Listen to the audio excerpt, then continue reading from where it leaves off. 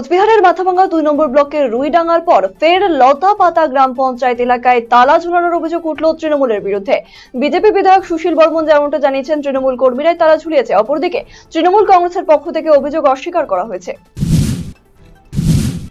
গাড়ির ধাক্কায় জখম হলেন 5 জন অটোযাত্রী। শুক্রবার দুর্ঘটনাটি ঘটেছে মালদার চাঁচল শামসি জাতীয় সড়কের পাহাড়পুর এলাকায়। এদিন চাঁচল থেকে শামসির দিকে যাওয়ার সময় ব্যাংকে একটি গাড়ি দ্রুত গতিতে এসে যাত্রীবাহী অটোটিকে ধাক্কা মারে। দুর্ঘটনায় 2 জন সিভিক ভলেন্টিয়ার সহ 5 জন যাত্রী জখম হয়েছে। ফের প্রকাশ্যে মাটি মাফিয়াদের দৌরাত্ম। প্রশাসনের নিয়মকে বুড়ো আঙুল দেখিয়ে চলছে দেদার মাটি কাটা। মালদার হরিচন্দ্রপুর 1 নম্বর ব্লকের ভিঙ্গলে চলছে দেদার মাটি কাটার কাজ। প্রশাসনিক নিয়মকে বুড়ো আঙুল দেখিয়ে চলছে মাটি কাটা। তবে বিষয়টি জেনে নিয়েই ব্যবস্থা নেওয়ার আশ্বাস দিয়েছে ব্লক ভূমি এবং ভূমি সংস্কার দপ্তরের আধিকারিক ভিক্টর সাহা। গবাদি পশু নিয়ে বিবাদ, আর সেই বিবাদের জেরে এক মহিলাকে ধারালো অস্ত্র দিয়ে আঘাত করার অভিযোগ উঠল এক প্রতিবেশীর বিরুদ্ধে। অভিযোগ, প্রতিবেশী রাজকুমার মহলদারের বাড়িতে ছাকনি মহলদারের বাড়ির গবাদি পশু ঢোকাকে কেন্দ্র করে ঘটনার সূত্রপাত। প্রতিবাদ করতে ওই মহিলাকে ধারালো অস্ত্র দিয়ে আঘাত করা হয় বলে অভিযোগ। এই ঘটনায় মানিকচক গ্রামীণ হাসপাতালে চিকিৎসাধীন রয়েছেন ওই মহিলা। বিপদ পিছু ছাড়ছে না তিস্তা পাড়ের বাসিন্দাদের। একদিকে নদীর জলস্তর বাড়ায় বন্যার ভ্রুকুটি, অন্যদিকে হাতির হামলা। বৃহস্পতিবার রাতে বৃষ্টির মধ্যে সংলগ্ন বৈকুণ্ঠপুরের জঙ্গল থেকে তিস্তার চর এলাকায় চলে আসে 70 থেকে 80টি হাতির একটি বিশাল দল।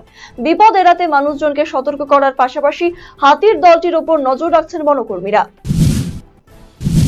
সাম্মানিক বৃদ্ধি সহ সিনিয়রিটির ভিত্তিতে সরকারি নিয়ম অনুযায়ী সহায়িকাদের পদোন্নতি সহ মোট 14 দফা দাবিতে জলপাইগুড়ি জেলা নারী এবং শিশু উন্নয়ন এবং সমাজ কল্যাণ বিভাগের দপ্তরে বিক্ষোভ আন্দোলনে সামিল হল পশ্চিমবঙ্গ অঙ্গনওয়াড়ি কর্মী এবং সহায়িকা কল্যাণ সমিতি।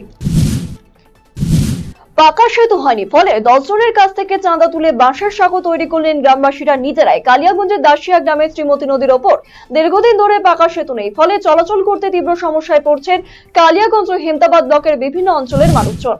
গত কয়েকদিনে লাগাতার মুষলধারে বৃষ্টি পাহাড় থেকে সমতল সব জায়গাতে, আর সেই বৃষ্টির জেরে তিস্তা নদীর জলস্তর বেড়ে গিয়ে ক্রান্তি ব্লকের বেশ কয়েকটি গ্রাম জলমগ্ন হয়ে পড়েছে। বেশ কয়েকটি পরিবার ইতিমধ্যে বাঁধের উপর প্লাস্টিকের তাঁবু খাটিয়ে আশ্রয় নিয়েছে।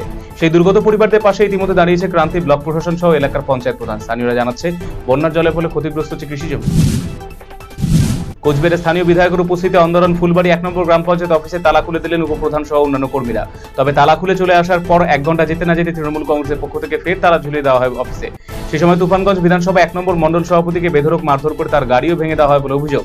তৃণমূল কংগ্রেসের বিরুদ্ধে উঠেছে অভিযোগ, এই ঘটনায় মন্ডল সভাপতিকে তুফানগঞ্জ হাসপাতালে ভর্তি করা হয়েছে।